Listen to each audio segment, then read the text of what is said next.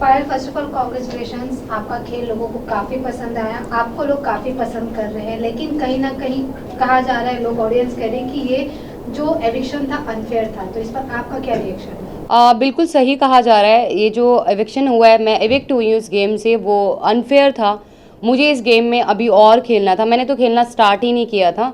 और मैं अगर निकली हूँ इस घर से तो वोटिंग की वजह से नहीं निकली हूँ। मुझे पूरा सपोर्ट मिला है जनता का, पर जो अंदर घर वाले थे, घर वालों की वजह से जो है मुझे इस गेम से आउट होना पड़ा, निकलना पड़ा। तो ऐसे कौन से घर वाले लग रहे थे आपको कि जिन्होंने कहा कि आपको निकलना चाहिए, जिन्होंने आपको सपोर्ट नहीं किया? जी, सबसे पहले दीपक जी, क्योंकि उन्होंने मुझे नॉमिनेशन की उसमें डाला था, और दूसरा नेजी भाई। और नेजी भाई का मुझे बुरा नहीं लगा, क्योंकि उन्होंने कल के एपिसोड में बोला है कि मैं बहुत मतलब मुझे बहुत बुरा लग रहा है कि पायल मेरी वजह से गई है, और शायद मेरा वो डिसीज़न गलत था। तो जो एक थोड़ा सा दुख था मुझे भाई को लेके कि उसने उन्हें ऐसा बोला, वो अब क्लियर हो गया है कि उनको ये एहसास हो गया कि उनकी वजह से आज मैं उस गेम में नहीं हूँ। पर दीपक जी के लिए मुझे बिल्कुल भी सरप्राइज़ नहीं हुआ, क्योंकि वो ऑलरेडी अपने दिमाग में ये चीज़ बिठा के बैठे थे कि ये 3 लोग एक ही घर से आए हैं और इनके 3 वोट एक साथ हैं, ये मिलके खेलेंगे। उन्होंने हमें इंडिविजुअल देखा ही नहीं, और वो चाहते ही नहीं कि हम इंडिविजुअल इस गेम में रह के खेल सकें। वेल, आपने दीपक जी की बात करी, मैं बात करूँ नीरज जी की। उन्हें ऐसा लगता है कि दीपक एज अ विनर निकल सकते हैं। वो बहुत अच्छे प्लेयर है, जस्ट बिकॉज वो अभी व्हील चेयर पर है या उनका फ्रैक्चर है, इसी वजह से वो अपनी गेम को ज़्यादा एक्सप्लोर नहीं कर पा रहे। क्या कहना है आपको इस बारे में? मेरा कहना ये है, दीपक जी बहुत ज़्यादा एक्सपीरियंस्ड है, उनको चीज़ें बहुत ज़्यादा पता है हम लोगों से ज़्यादा, ठीक है। पर जो उनकी मेडिकल कंडीशन है उसकी वजह से वो उस गेम में अपना जो उनको देना चाहिए वो नहीं दे पा रहे हैं। वो मेडिकल कंडीशन की वजह से बेड पे रहते हैं, उनको बेड से उठा के मेडिकल रूम तक ले जाने के लिए भी 2 लोगों की ज़रूरत पड़ती है।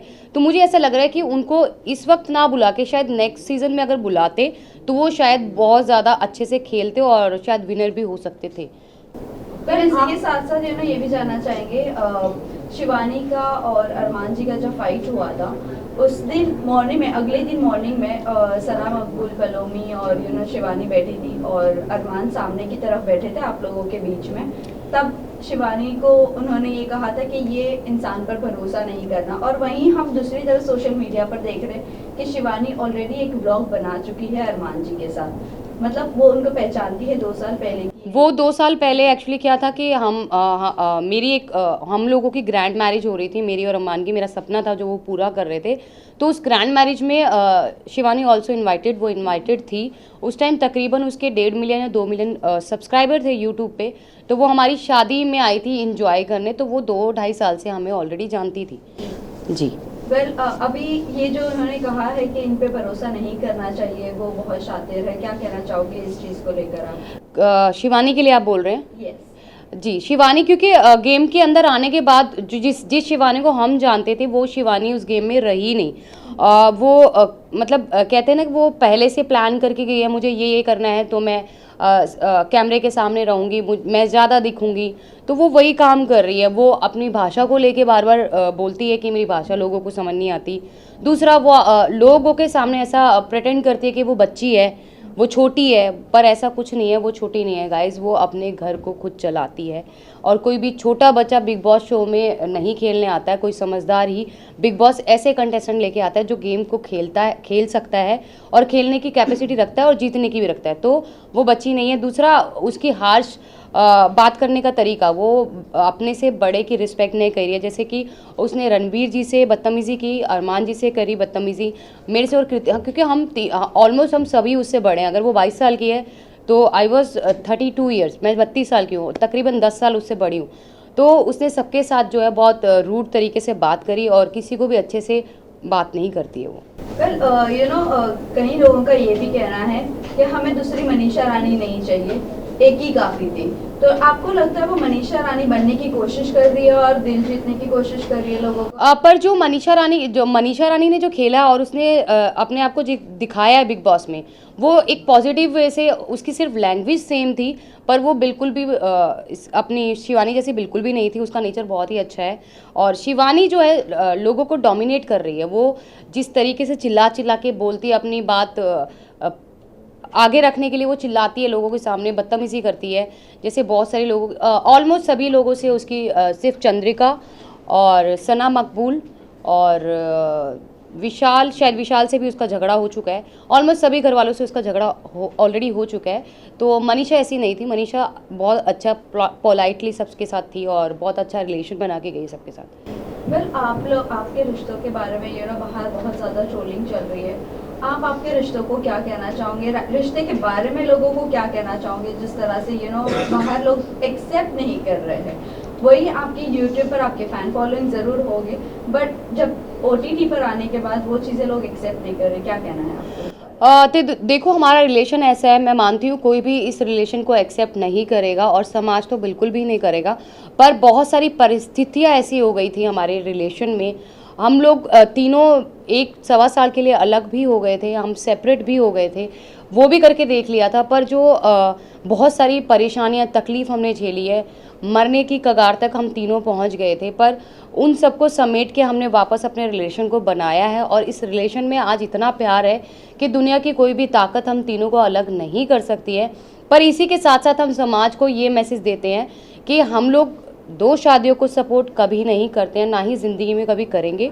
ये गलती अरमान जी से हुई है, वो ये चीज़ मानते हैं, उनसे ये गलती हुई है।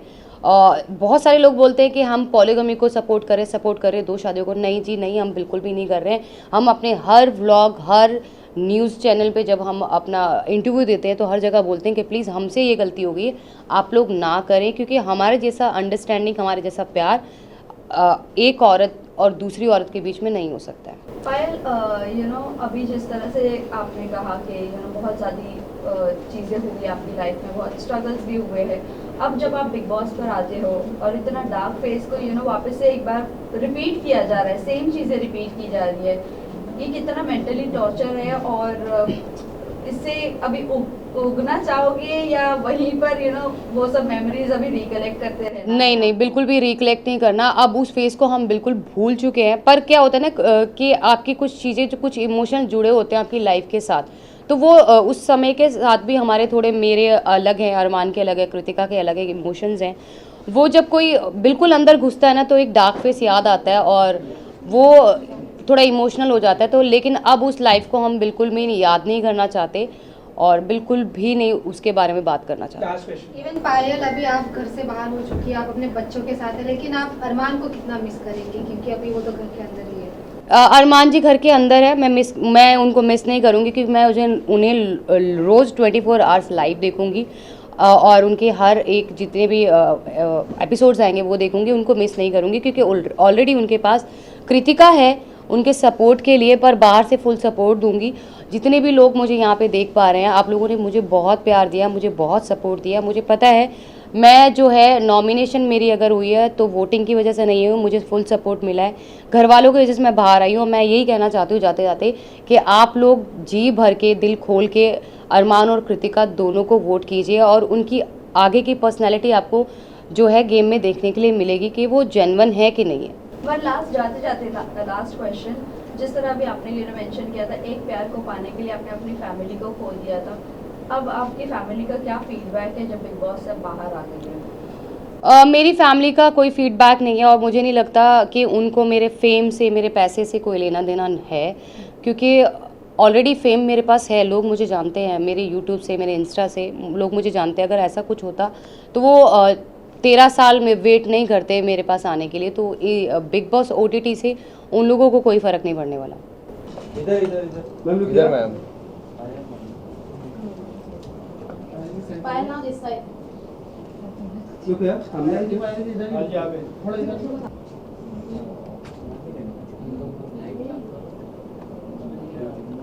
Thank you. वेट